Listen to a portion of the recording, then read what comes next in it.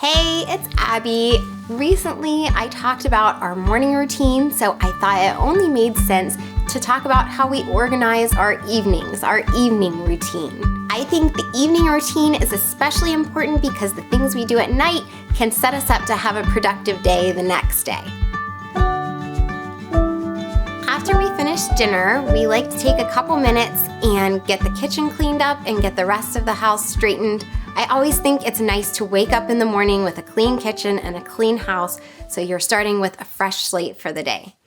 Donnie actually does the dishes and wipes down the counters in the kitchen, and the boys and I take that time to pick up in the rest of the house. If we're doing it every day, it only takes a couple minutes to pick up the things that are lying around. Once we've gotten everything picked up, we take a couple minutes to get the boys' book bags ready for school the next day. They've already done their homework by this point, but we'll just check their book bags, take out any miscellaneous papers that they don't need anymore, and also make sure that all of their assignments or items that they need to take to school the next day are already in there and ready to go.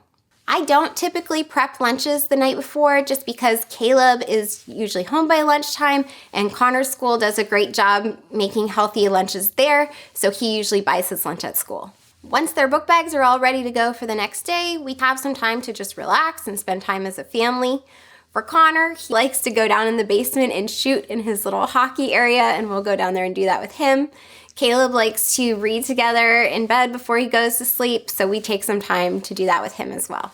Once we have the boys in bed, I'll go get myself ready for bed. At that point, I'll put on my pajamas and then just wash my face and brush my teeth. Once I'm finished with that, I'll head into my office and pull out my planner to make my to-do list for the next day. I use the Intentional Life Planner, which is a planner that I designed myself. I will link to it in the description if you want to check it out. What I do is I use the top section to make my to-do list for the next day, and then I use time blocking, which is where I take each of those items on my to-do list and I assign them to a specific time slot for the next day. And that just helps me to stay on track and be more productive during the day. Once my to-do list is finished and all ready to go, I do something relaxing. I'll chat with Donnie, or I will read a book or fold laundry on the bed while watching a show, and just kind of wind down for the night. The last thing I make sure I do before I go to sleep is to take my phone and plug it in somewhere that is not my nightstand. So sometimes I'll plug it in my office, sometimes I plug it in just on the other side of the room, but I just don't want to have it right beside me so I'm not tempted to stay up late looking at it or to lay in bed too long in the morning looking at my phone.